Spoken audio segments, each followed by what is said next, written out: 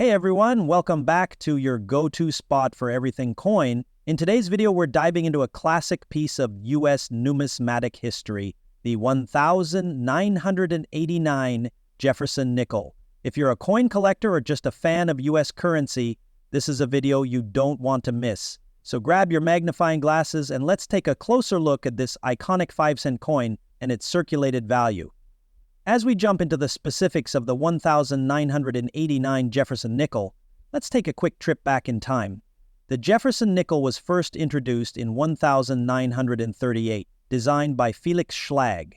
The design has remained largely unchanged, with one notable difference over the years: the change in the reverse side. But the front of the coin has always shown Thomas Jefferson, the third president of the United States. His portrait is based on a painting by artist Rembrandt Peale, and his image has been on the coin for decades. On the reverse, you'll find Monticello, Jefferson's home in Virginia. This design has been part of the coin since its debut in 1938. The Jefferson Nickel is known for its classic, simple aesthetic, perfect for collectors who love the historical value. Behind the U.S. coin zone, let's focus on the star of the show, the 1989 Jefferson Nickel. The 1989 coin carries the same classic design as other Jefferson Nickels. On the obverse, you'll see Thomas Jefferson's profile, and on the reverse, we have Monticello. There were no major design changes for this year, but the coin does have some unique characteristics that collectors may be interested in. One thing to note is that the 1989 Jefferson Nickel was minted during a time when the U.S. Mint was producing coins at full capacity. This year's coins were struck at the Philadelphia, Denver, and San Francisco mints. Coins from these mints are commonly found in circulation, which is why they are not considered rare, but they still hold great value for collectors. Okay, now let's talk about the value of the 1989 Jefferson Nickel in circulation. As a standard 5-cent coin, the 1989 Jefferson Nickel doesn't carry a premium over its face value unless it's in exceptional condition. So, if you're looking at a coin that's been circulating for decades, likely with some wear and tear, the value is still only 5 cents coin. With its worn edges and faded details is a good example of how circulation impacts the value. Most 1989 nickels in circulation will not be worth more than their face value. But wait, what about uncirculated coins, or those in mint condition? Well, the value of a 1989 Jefferson Nickel can increase significantly if it's in uncirculated condition with a grade of MS 65 or higher. Coins in this condition will often fetch anywhere between $1 to $3, depending on the market and demand.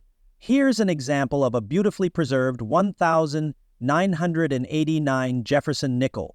As you can see, the details are sharp, the color is vibrant, and the overall condition is excellent. A coin like this could be worth more than just the 5 cents it represents. Always keep an eye out for coins in better shape. They're the ones that might add some extra value to your collection. Another thing collectors love to look for are coins with unique mint marks or rare varieties.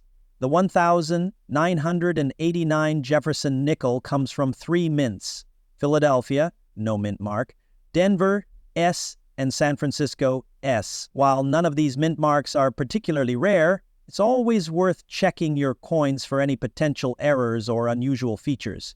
Keep an eye out for the mint mark located just below the 5 cents inscription. Coins from the San Francisco Mint, marked with an S, are usually proof coins and are made in smaller quantities. These proof coins are often sold as sets and can be more valuable than the standard circulation versions. So to recap, if you're holding a well-circulated 1989 Jefferson Nickel, it's probably worth no more than the 5 cents it represents. However, if you're lucky enough to come across one in uncirculated or mint condition, or perhaps with a unique mint mark, you could see its value rise a bit. The key to collecting coins is patience and attention to detail. If you're starting out with Jefferson Nickels, be sure to check the condition of the coins you come across, and don't forget to examine them for those subtle mint mark and variety differences. Who knows, you might just stumble upon a hidden gem that adds significant value to your collection. The Jefferson nickel has a rich history that stretches back to 1938, and its design has become one of the most iconic in U.S. numismatics. It's named after Thomas Jefferson, the third president of the United States, who is honored on the obverse side of the coin. Jefferson nickel replaced the buffalo nickel, which had been in circulation since 1913. The U.S. Mint decided to redesign the nickel because the buffalo nickel's design had grown outdated and too costly to produce.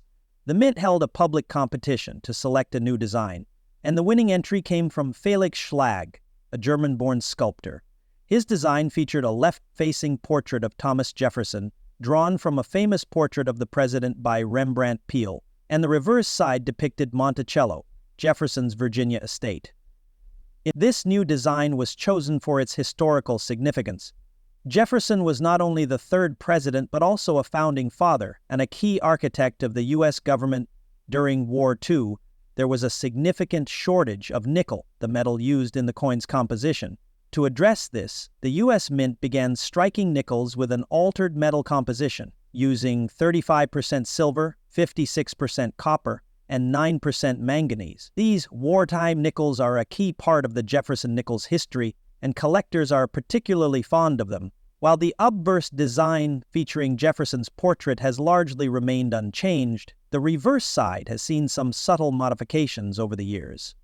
In 1966, to commemorate the 200th anniversary of Jefferson's birth, the U.S. Mint made a slight adjustment to the reverse of the coin. Instead of Monticello being depicted in the traditional manner, the coin was redesigned to show a more detailed, enlarged version of Monticello. In 2004, the reverse design was again updated as part of the Westward Journey Nickel series, which commemorated the Lewis and Clark expedition. This series included several new reverse designs, each highlighting different aspects of the exploration. The design of the Jefferson nickel from this time period remained the same on the obverse, but featured new historical reverse depictions of the U.S. westward expansion. The 1989 Jefferson nickel is part of the regular series that maintained the traditional design. By this time, the coin had been in circulation for over 50 years. It was minted with the standard composition of 75% copper and 25% nickel, as had been the case since the introduction of the coin. The 1989 edition didn't feature any significant design changes, but it still holds significance for collectors, especially those who are interested in the state of the U.S. economy and minting practices during this era. The Jefferson nickel remains in circulation today and continues to be a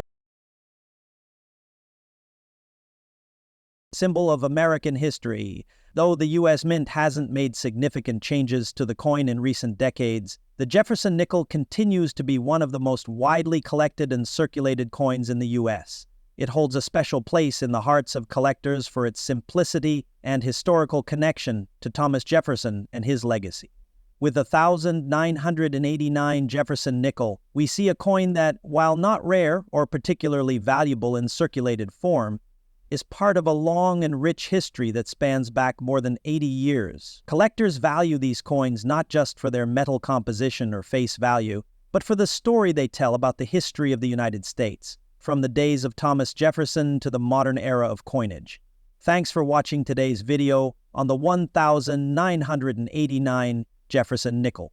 We hope you learned something new and that it helps you in your coin collecting journey. Make sure to like this video if you found it helpful, and don't forget to subscribe for more awesome content on U.S. coins, their value, and history.